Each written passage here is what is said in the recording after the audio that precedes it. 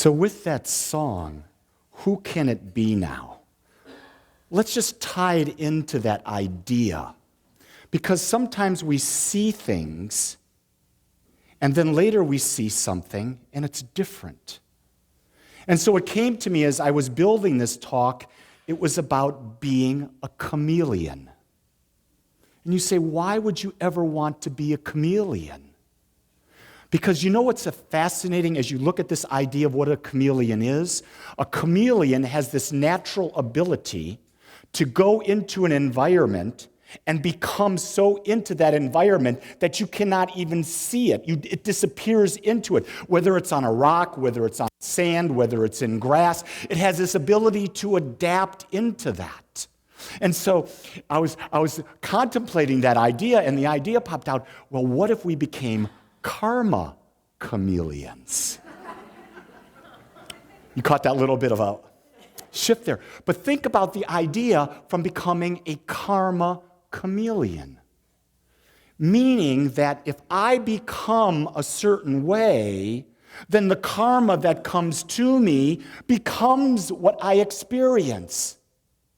So the talk title today that I was going with was this idea about assumption and becoming what we wish to assume. Now, I'm going against the grain here because if you talk about things, I don't know about you, but when I was young, I watched the Three Stooges. And when I watched the Three Stooges, they would get up there, they were playing professors or something, and someone says that if you assume, you make an ass out of you and me, right? Very simple. That was really at a young age. You got ass out of you and me. So we have the great metaphysicians, the Three Stooges, telling us something to live. Then you follow this idea of the Stooges and you get this magnificent spiritual being of today and teacher, and Don Miguel Ruiz, and he writes the book, The Four Agreements. And in the book, The Four Agreements, it says, never make an assumption. Because anytime we make an assumption, we think we know what we're dealing with, and we have no clue because we're dealing with someone else. I want to pose a whole new idea around this idea, is that don't make assumptions about what other people are thinking. Don't make assumptions about what other people mean, but make assumptions about your life. You're hearing that really clear. Make an assumption about your life. Because let's follow this through scientifically. Quantum physics says that everything is already created, it already exists, it is everywhere present, it is always present. There is absolutely no creation going on at any time in the real world of quantum. Everything exists. So think about this. If there is an infinite power and presence, an infinite beingness that we call God, we call it universal mind, we call it divine beingness, we call it Joe. It doesn't matter what you call it because calling it names it. But if this infinite power and presence and beingness is there, it's infinite. Did you get the word of that? It's not becoming more, it already is more. It is everything that could ever be, that could ever be thought. It is without limits and without bounds. So every experience is already there. The question becomes, everything is energy, is it not? And we have consciousness. So you have consciousness and energy, which are the same thing, but consciousness is that creative beingness that takes energy and molds it and shifts it and moves it into various ways of expressing itself. So here we are, individualizations of all that exists. We are the individualization of God. We are the incarnation. Christians would say we are the children of God. We are made in the image and likeness of God. Yes, we are, because God can only create out of itself. If God can only create out of itself, it's taking itself, creating it, and we become points of consciousness. So Oprah always asks the question, what is your definition of the soul? Everyone who ever comes on her program, she asks that. Mine is that we are a unique point of consciousness where the divine has come to uniquely express and experience itself as us. And in that being a point of consciousness, we have the freedom and the power to create anything we want. And how do we do that? Through our focus. quantum physics would say is you collapse an experience. In other words, the observer has an impact on the experience that they're witnessing. So as you see infinite possibilities in front of you, the one that you're focused on or the two that you're focused on immediately downloads and becomes your experience.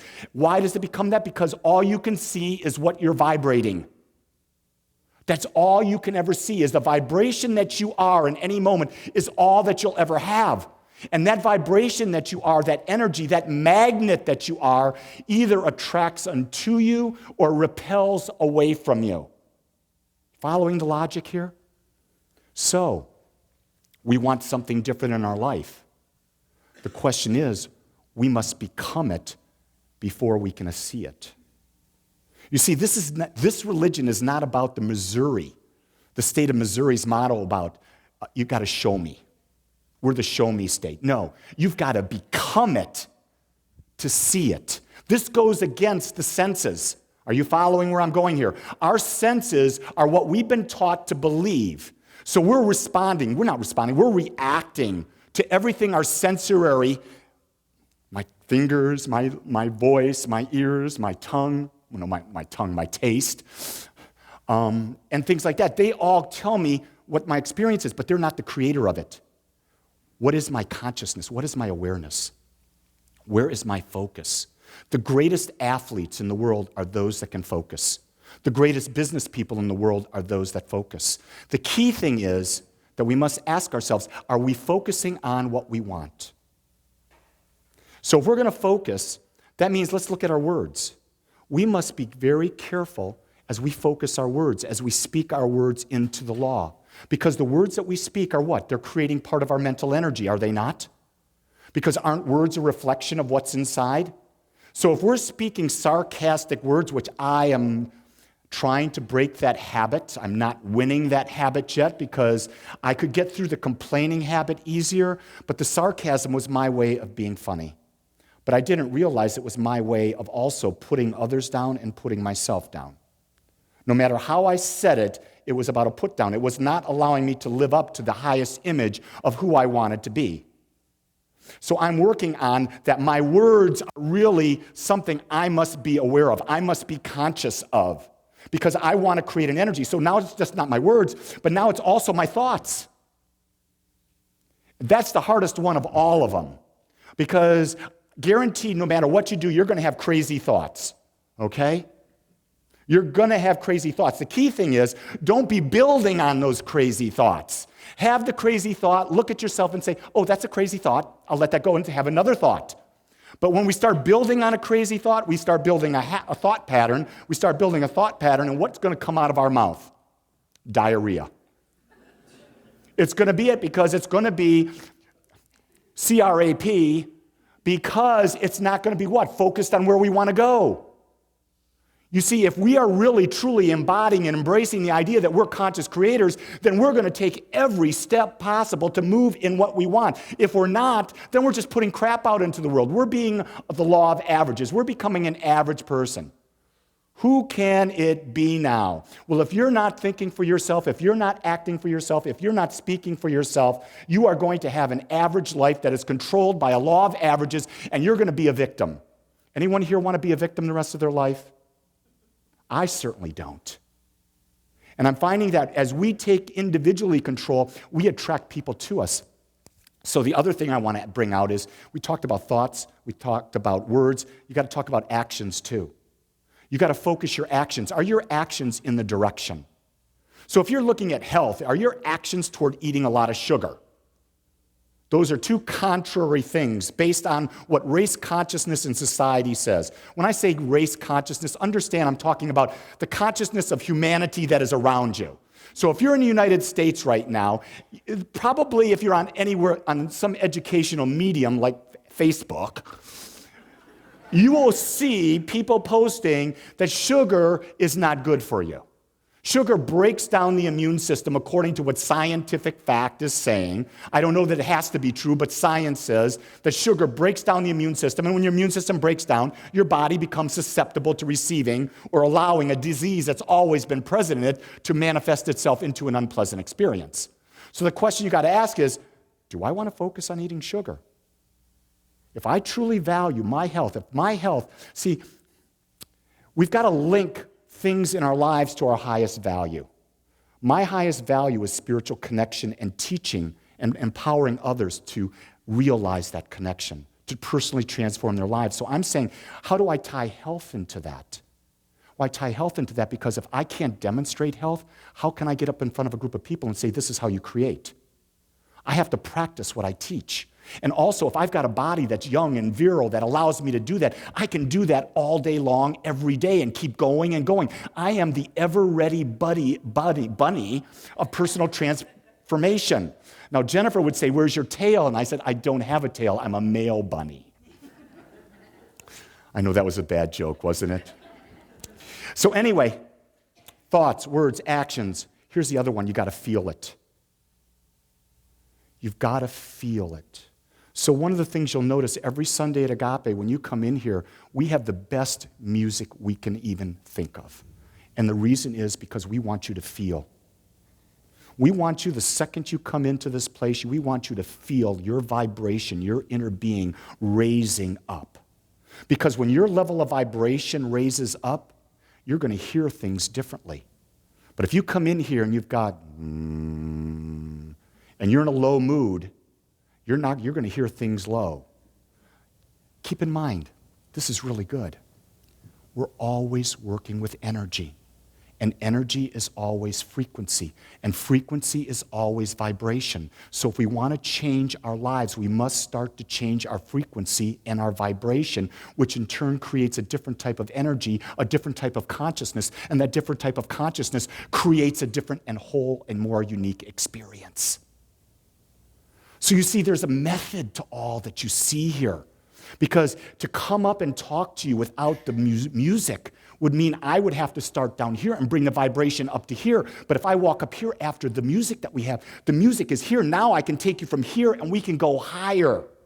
Because remember, there is no limit to how high you go. The divine is infinite. So in that infiniteness, we must become a vibrational energy, a match to experience that higher energy. And so when you talk to the great spiritual teachers, or you read the great spiritual teachers, they talk about this.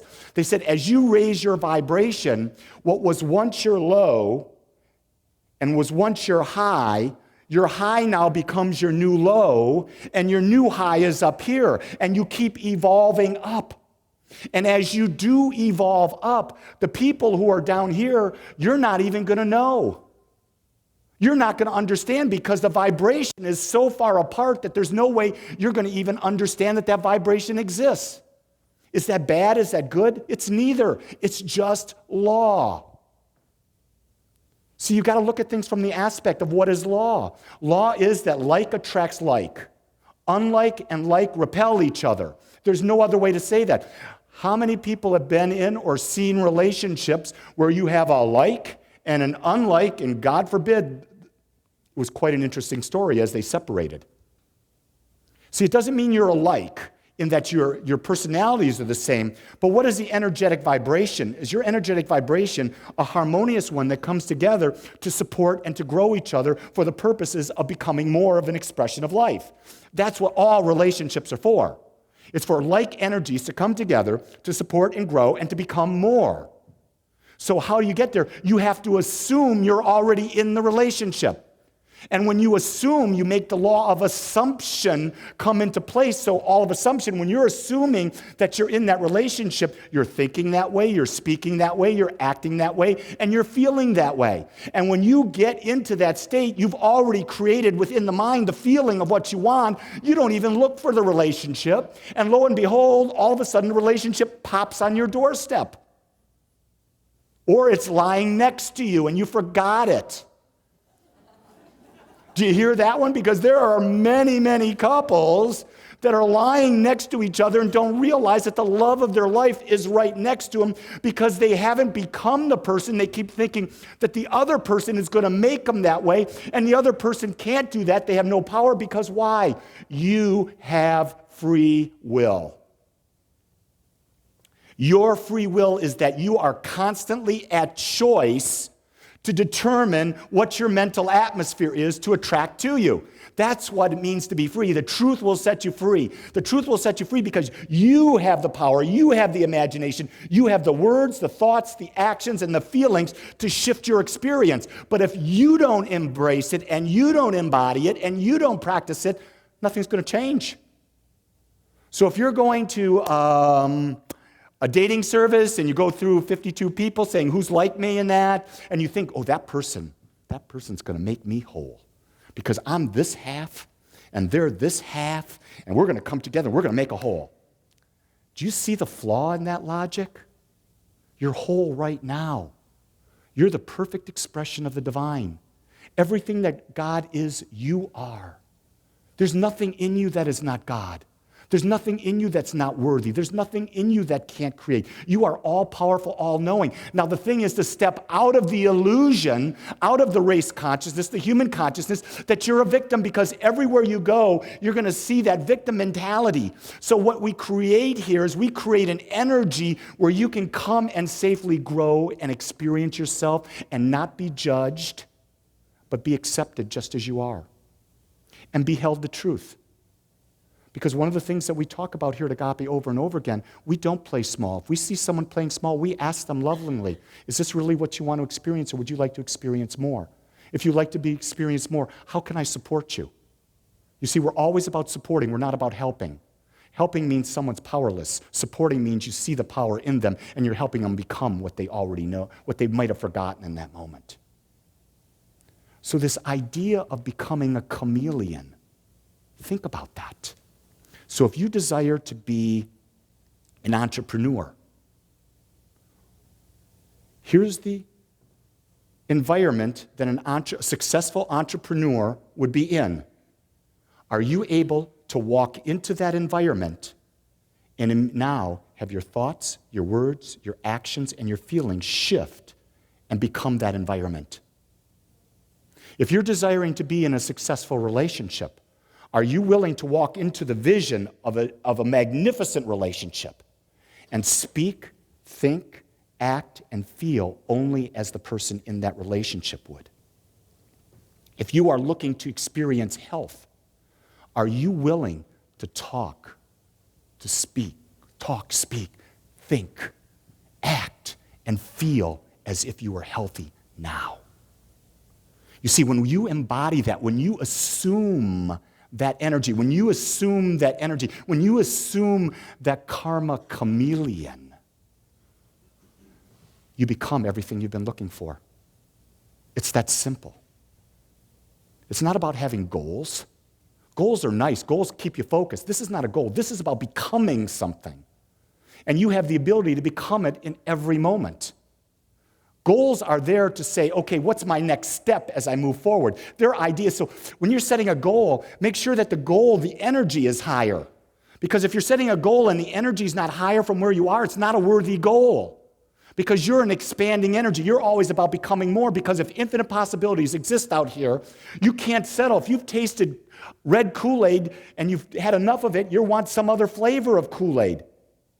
You never are satisfied for very long because you're a creative beingness. You always are desiring to create more, and there's never a limitation to what you can have. The only limitation is the one we put in our own mind. So the idea is declutter your mind. I want you to play this week with this idea of assuming. But I want you to pick one area of your life. That one thing that you want to see different in your life. And I want you to think about, what would I be thinking? What would I be speaking? How would I be acting? What would I be feeling? Where would I be? And here's a real big one. Who would I be hanging around with?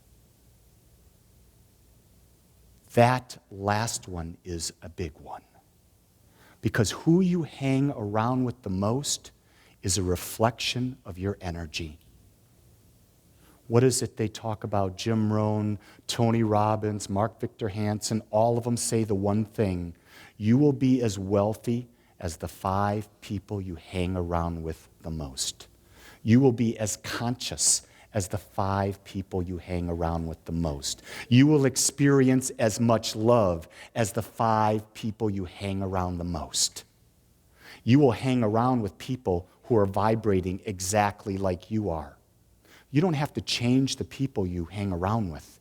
You have to change the energy that you're putting into the world. And as you change the energy you put into the world, you will attract people of like energy. The people that are not of like energy will gently move away. It doesn't have to be a painful process. But the more you evolve and the more you take control of your life, you're realizing that you're not here to be like anyone. You're here to be your unique and perfect self. And the key is to assume the qualities of that individual now. It's a great challenge. It's a worthy challenge. And what I know, each of you has the power to do it. The question is, are you ready? I know you are. But what's more important, you have to know. Let us pray.